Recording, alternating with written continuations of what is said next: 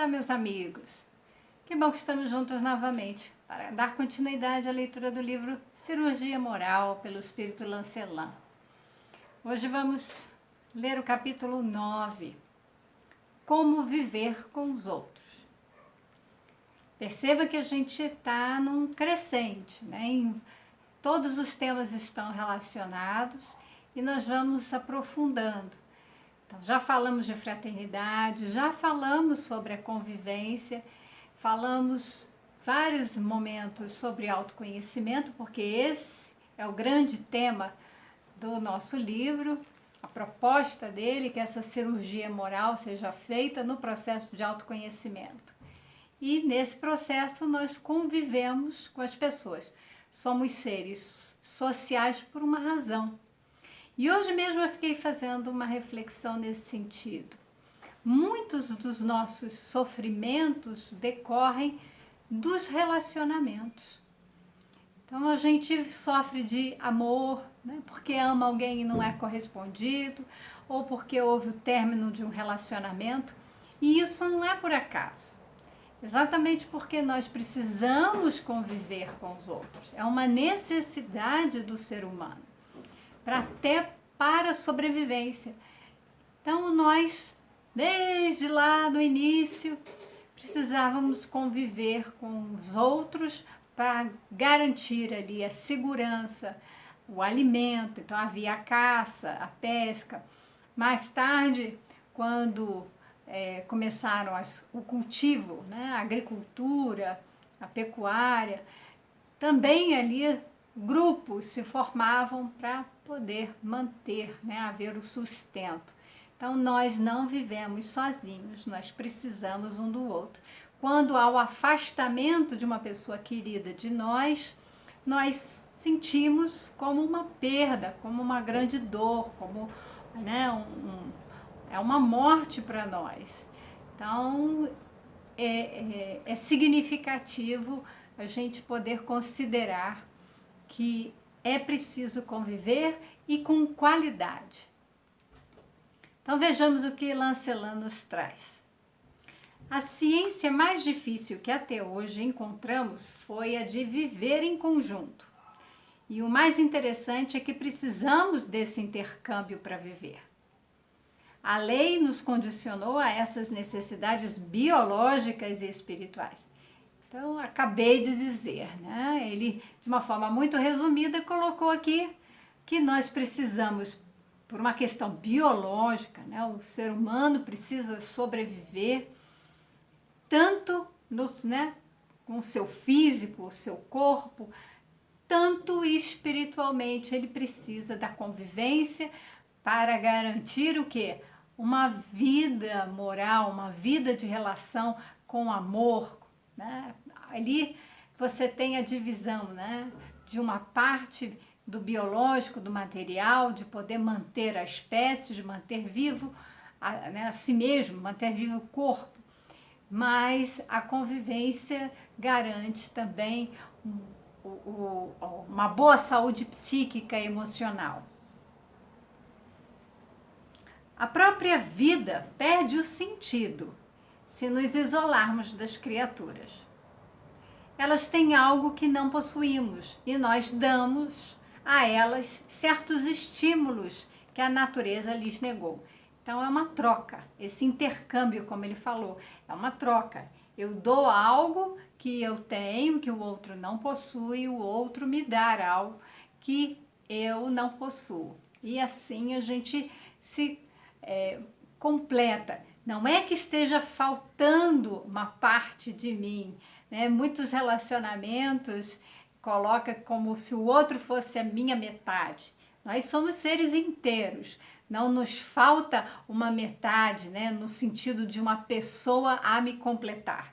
Ela vai me dar coisas aí no sentido até emocional, ela vai me dar em matéria de afeto ou em matéria também de bens materiais, aquilo que eu não disponho. E nessa troca, nesse intercâmbio, a gente se mantém, né? Cria conexões, cria laços de afeto e de manutenção da vida. Então, nesse sentido, né, vemos nisso a presença de Deus, levando-nos ao amor de uns para com outros. E assim aprendemos a amar por amor. É muito interessante essa colocação de amar por amor. Porque nós muitas vezes nos relacionamos com as outras pessoas, mas não é guiado ali pelo amor. Nosso elo de ligação deve ser o amor desinteressado. O que quer dizer isso? Que nós não estamos buscando algo naquela relação de uma forma intencional. Então, eu quero ganhos nessa relação, mas eu quero simplesmente essa relação porque ela é boa para mim, ela é gratificante. Então, existe uma troca de dar e receber, gerar um bem-estar. O amor que não exige ali retribuição, o amor que não nos impõe condições, né? Então, ele não... Na verdade, a gente pode dizer o seguinte, que o amor é o que precisamos para nos conectar. Então, é nesse sentido que nós estamos aqui para aprender a amar, e para aprender a amar, nós precisamos nos relacionar. E é um amor, não estamos aqui dizendo amor de homem e mulher, um amor sexual, um amor que é de pais para filhos.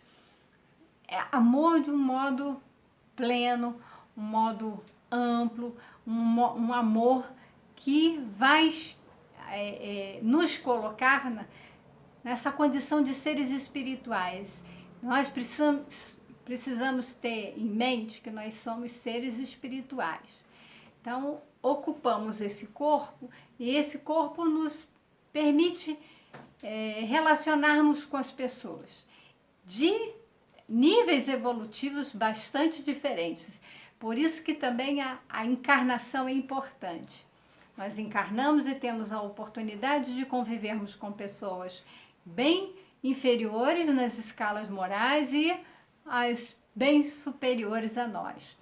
E isso não é muito comum no plano espiritual, porque lá nós vivemos num ambiente de sintonia, né? Então a gente fica num lugar por conta já do nosso padrão. Então, quem está muito abaixo não tem como chegar nos planos superiores, né, de elevação, dos espíritos mais luminosos, então um plano de elevação moral. E esses espíritos que já são iluminados, a gente pode assim dizer, eles podem descer, né, põe entre aspas, né, que a gente fica colocando um alto e baixo, mas na verdade é tudo uma questão de planos de existência, de planos de vibração. Eles vão para planos inferiores, né, de vibração inferior, para socorrer, para o trabalho. E quando a gente está encarnado, a gente convive com essas pessoas porque o veículo, né, da carne permite isso, coloca todos em iguais condições. Então, permite a nossa convivência para que a gente aprenda a amar, aprenda a passar por determinados desafios, determinadas lições, e ali desenvolver a empatia, a compaixão, né, fazer o trabalho no bem, de auxílio ao próximo. A sociedade cada vez mais se aprimora, desde quando seus membros passam a se respeitar mutuamente, entrosando as qualidades e desfrutando da fraternidade na convivência. Aqui, tocamos no ponto da fraternidade e do respeito. São palavras que nós vamos falar com bastante recorrência, porque é disso que se trata o nosso processo evolutivo. Aprendermos a amar é aprender a respeitar e aprender a agir como irmãos, né? Fraternos. A sociedade é, pois, a flor do aprimoramento humano. No entanto, essa sociedade não pode existir sem o lar.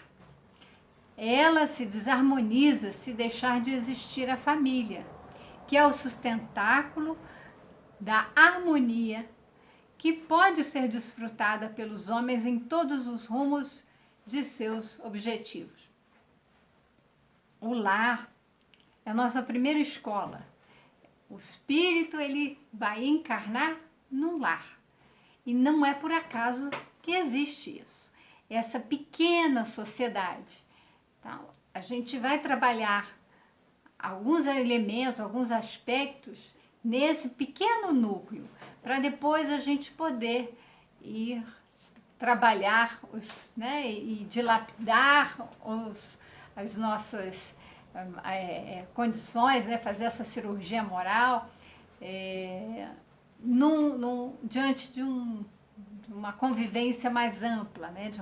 Aí se fala de uma sociedade maior, em que eu estou na escola, a escola é uma sociedade, uma comunidade, uma pequena comunidade, mas vai integrar no trabalho, e ali eu vou agregando vários lugares que eu circulo de convivência. Então, eu faço parte de uma sociedade, então a gente se identifica, existe uma característica da identidade. Eu me identifico na sociedade em que eu faço parte. Então, nós vivemos numa sociedade dentro de um país. A gente se diz o quê? Brasileiro. Isso vai dizer também de onde a gente nasce, de onde a gente vive. Então, eu nasci no Rio de Janeiro, então eu me coloco ali como carioca, dentro daquela sociedade, mas também onde eu moro. Hoje eu não moro mais no Rio de Janeiro, estou morando na região de São Paulo, então ali também passa a ser minha sociedade. Então a gente vai vendo que vão ampliando esses laços, essas conexões, a gente vai entrando em contato com outras pessoas, mas tudo começa no lar, com aquelas poucas pessoas, o pai ou a mãe. A gente tem outras composições familiares hoje em dia, mas então não estamos aqui para discutir isso, Uma família é uma família, são pessoas que estão ali incumbidas de cuidar de uma criança, seja que nasça naquela família, seja biológica ou seja ela adotada, pouco importa. O importa é o amor e as relações que vão se estabelecer ali, porque é ali que a gente começa a combater o egoísmo. É quando a gente começa a abrir espaço na nossa vida para nos relacionarmos com outras pessoas. E fazendo isso, eu acabo desenvolvendo os laços de afeto, a empatia, a compaixão, e dali, na compaixão, eu ajo de forma altruísta, que é o antídoto para o egoísmo. Então, é na convivência, não dá para a gente se isolar. O isolamento que a gente está vivendo hoje, isolamento social, ele pode ser muito penoso para algumas pessoas que não convivem com outras pessoas da família. Pessoas que realmente moram sozinhas e precisavam ficar isoladas. Então, muitos idosos precisavam aí de ter uma assistência, de poder entrar em contato com outros familiares, mas também muitas pessoas que decidem viver sozinhas, e têm, então, às vezes um animal, de qualquer forma. O isolamento social, ele pode chegar a um momento de gerar um abalo emocional, um abalo psicológico, um certo nível de estresse. Por quê? Porque a gente precisa da convivência do outro, estar com o outro. Não quer dizer que estar com o outro não vai ser sempre bom.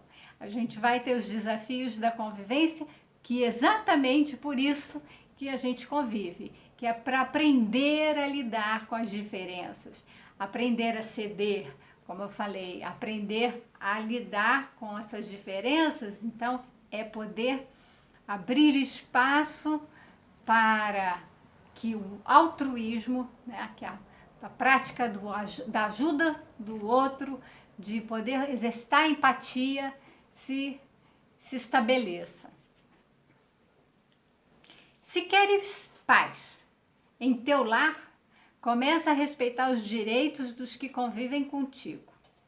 Se romperes a linha divisória dos direitos alheios, afrontarás a tua própria paz. Ele volta a esse tema, que é muito importante. Na convivência, nós precisamos respeitar os direitos dos outros. Quando a gente cruza essa fronteira, a gente está afrontando o outro, ou seja, a gente invadiu o espaço íntimo do outro. Todos nós temos um espaço que é íntimo, é privado, é meu espaço. Quando a gente invade, né, não pede licença, mas a gente entra ali e entra, seja se metendo num assunto que não foi chamado, geralmente é assim, a gente dá opinião, faz julgamento, às vezes fala coisas ofensivas, a gente tá, inclusive se a gente começar a determinar como a pessoa deve se portar, se vestir, né, como ela deve falar.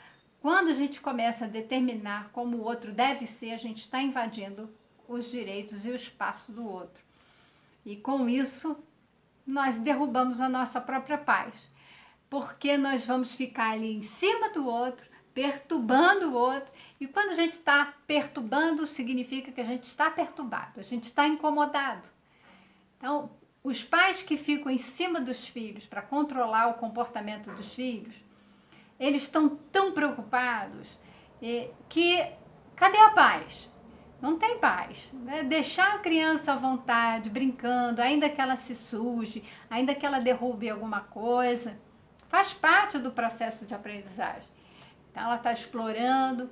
Agora, é olhar para ver se ela não vai se machucar, se ela não vai machucar outra pessoa, porque isso não pode. Mas, tirando essas condições, né, tem que resguardar ali a segurança da criança, ela deve poder se manifestar e explorar e brincar sem que os pais fiquem em cima olhando. O que você está fazendo certo, está fazendo errado, é certo, errado, não pode, não pode, não pode. E a gente fica muito dizendo que não pode ser desse jeito, tem que ser do meu jeito. Quando a gente age dessa forma, a gente nunca tem paz. A gente está sempre controlando o comportamento do outro, sempre querendo que o outro faça do nosso jeito. Então, essa é uma atitude do nosso ego, do nosso egoísmo. Então, esse comportamento que a gente quer controlar nos deixa muito ansiosos, nos deixa muito preocupados, nos deixa ali sempre em alerta, porque eu tenho que vigiar o outro. Então, a nossa paz só vai ser conseguida quando a gente deixar o outro ser como ele é, sem tentar controlar a vida do outro. Quem somente impõe suas ideias passa a ser joguete dos pensamentos dos outros, às vezes sem perceber. Estuda a natureza humana pelos livros e pela observação, que a experiência te dirá os caminhos a tomar e a conduta a ser seguida. Vê como falas a quem te ouve e como ouves a quem te fala. Neste autoaprendizado, as lições serão guardadas em lugares de que a vida sabe cuidar.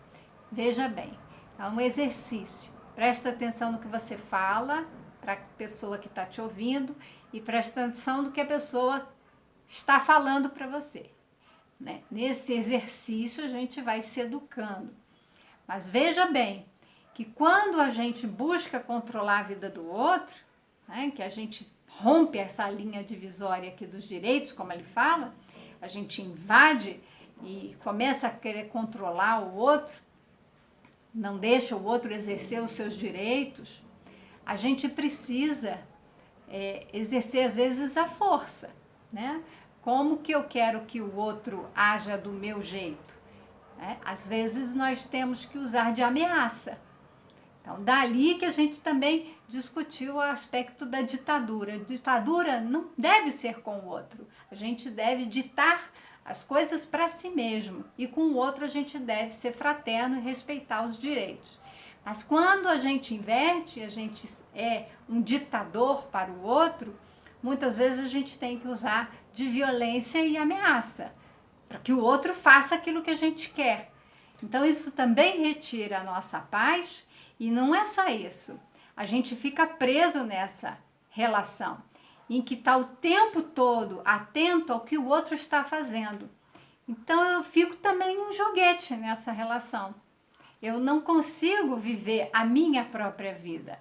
Eu fico vinculada à vida do outro, vigiando o que o outro está fazendo, e tudo que o outro faz, eu acabo tendo que ali também me submeter àquela condição para poder controlar, para poder dizer para o outro o que ele deve fazer.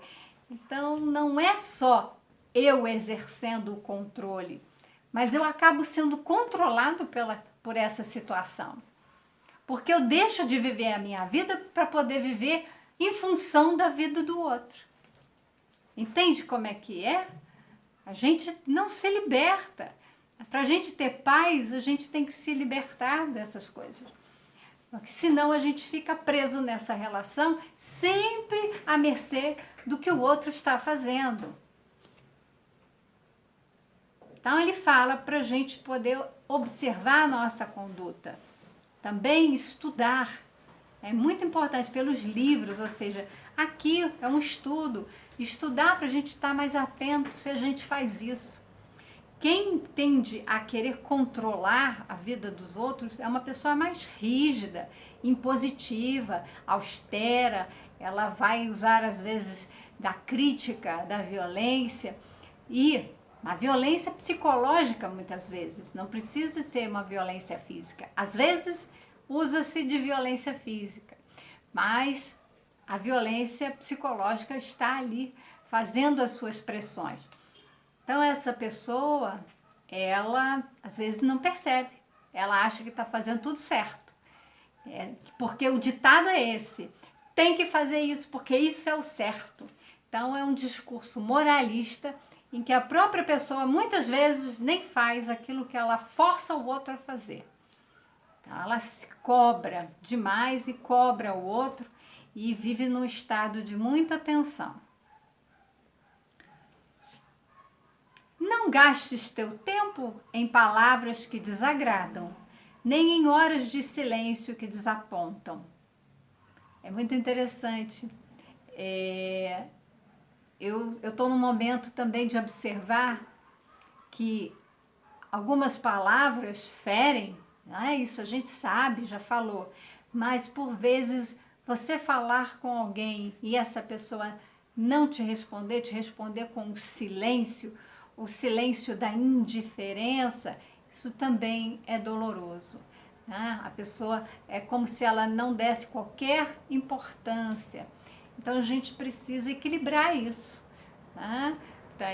Verificar como que diante da interação, nós estamos numa interação, no relacionamento, então se eu busco me relacionar com alguém, se essa pessoa, ela age comigo com violência, com grosseria, né? Ou com a indiferença, ou seja, ela nega a minha própria existência, então eu não sou nada para aquela pessoa, isso tudo fere. Então, preste atenção nessas situações.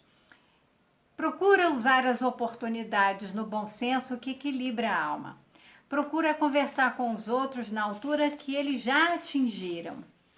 Isso não é disfarce, é respeito às sensibilidades, é sentir-se irmão de todos em todas as faixas da vida. Ao encontrares uma criança, não passas a ser outra para que ela te entenda. Então ele fala de a gente se colocar mais assim no lugar do outro, mas não é que a gente já falou sobre isso, né? A gente não vai ficar de fato no lugar do outro, né? mas é poder compreender que lugar é esse. Então, se eu estou conversando com uma criança, existe uma forma de conversar com uma criança para que ela possa compreender. Então, não vou falar com uma criança da mesma forma que eu falo com um adulto. Não vou falar com uma pessoa que tem deficiência mental, né, que tem limitações ali, com uma pessoa que não tenha. Da mesma forma, eu não vou conversar com um colega, da mesma forma que eu converso com um professor ou com o meu chefe. Então, existe ali situações em que a gente precisa identificar para poder fazer a modulação, fazer o ajuste adequado. A criança, por exemplo, a gente deve buscar conversar com ela assim, olho no olho, né? Se colocar na altura da criança. Porque senão, veja bem, a criança vai ficar ali olhando, né, para cima ali, querendo olhar para o rosto do adulto que fala com ela. Numa situação visivelmente de diferença, né, de hierarquia, numa posição do outro superior àquela criança. Não que não haja autoridade, ela tem que haver, né? Mas ela não precisa transparecer com essa posição física. A gente pode se colocar na altura da criança, por exemplo, como uma forma dela se sentir mais à vontade, né? E sendo acolhida por nós. Então, e ouvir a criança, poder falar com ela num linguajar mais adequado, compreensível, mais afetuoso. Então, isso, ele fala, não é disfarce, é a gente compreender a situação e se ajustar a elas de acordo com as necessidades. Então, é exercer a sensibilidade. Assim deves fazer nas dimensões da vida humana em que te encontras. A felicidade depende da compreensão, que gera caridade, que gera amor. Conviver com os outros é realmente uma grande ciência. É a ciência da vida. Veja que paciência é a ciência da paz. E ele vai falar que conviver é uma grande ciência. É a maior ciência, vamos dizer assim, que nos compete. Poder, a ciência da vida, né? Que a gente precisa compreender e vai ter que viver. A vida em relação à vida exige essa convivência, então a gente vai ter que compreender e estudar essas relações, mas não é só, como eu falei, estudar nos livros, é importante também. A gente precisa estudar o que os outros já analisaram, já trouxeram de conhecimento, porque nos ajudam, né? Então, a gente passa a ter novas ideias, novas orientações. A gente pode procurar, como eu já falei várias vezes, um psicólogo para fazer terapia. Então, a convivência é o nosso maior desafio. Nós estamos aqui para esse aprendizado da vida, né? Fomos feitos para viver em sociedade. Se recusarmos, atrofiamos-nos e disso temos provas, observando as plantas, que frutificam mais em conjunto.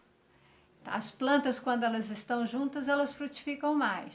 Quando elas estão isoladas, elas dão poucos frutos. Então, isso foi feita uma pesquisa, né? Uma ciência aí da convivência das plantas. Isso tem mesmo. Elas se interagem, elas se conectam.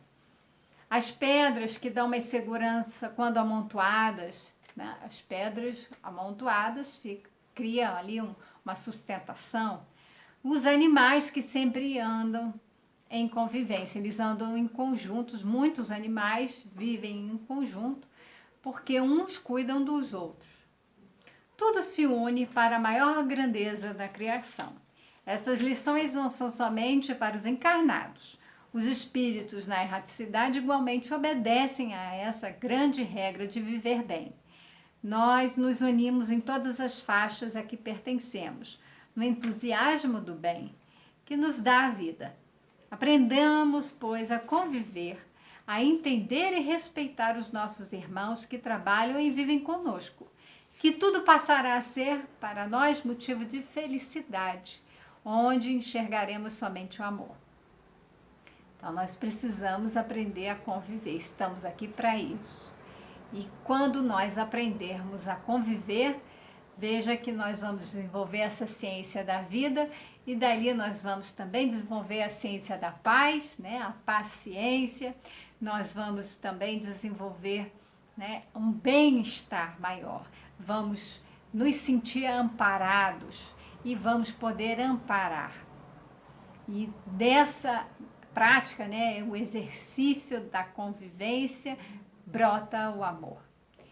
Contrariar as leis que nos congregam é desagregar a nossa própria paz. A gente já viu isso. Realmente ali está também a ciência da paz. Não é que todos os relacionamentos a gente vai viver na base do amor, vai desenvolver a paz, mas é para isso. Nós estamos juntos para desenvolver laços de afeto, de amor, para desenvolver a ciência da paz e essa ciência da vida, que é aprender a estar juntos por esses laços de amor. Mas muitas vezes nós vamos ter dificuldades de relacionamento. Pessoas vão se afastar. Alguns filhos, quando crescem, se afastam de seus pais. Alguns casais se separam porque descobrem que tem muitas dificuldades naquela convivência. Então, a gente se separa lembrando Jesus pela dureza dos nossos corações. Não quer dizer que as pessoas não devam fazer as suas escolhas, optando muitas vezes pela separação. Não é isso. Mas a gente tem que ter a clareza de que se trata de uma experiência, de uma oportunidade para que a gente desenvolva aquilo que nós não temos. Se nós temos dificuldade de nos relacionarmos, né, seja com os pais, com os filhos, com familiares, nos relacionamentos amorosos, nós precisamos buscar compreender em nós quais são as nossas dificuldades. Muitas vezes a gente vai encontrar o nosso egoísmo. E ali, trabalhando o nosso egoísmo, nós vamos conseguir nos relacionar com os outros, com a fé, na base da paz e do amor. E para aprender a viver bem com os outros, necessário se faz que nos eduquemos em todos os sentidos, que nos aprimoremos em todas as virtudes. Sem esse trabalho interior, será difícil alcançar a paz imperturbável no reino do coração. É exatamente isso, a gente encerra esse capítulo, lembrando que a convivência diz respeito a nós, como nós sentimos, como nós nos portamos, como nós idealizamos muitas vezes, criamos ilusões, né? E isso tem a ver com o egoísmo. As nossas maiores dificuldades, os nossos vícios partem dali. Então é ir fazendo essa pesquisa interior, descobrir onde nós podemos trabalhar para nos modificarmos, para podermos conviver com o outro, com a paz e com o amor. Essa é uma grande ciência que nós estamos aqui para desenvolver em nós. Tenham todos muita paz e até o nosso próximo encontro.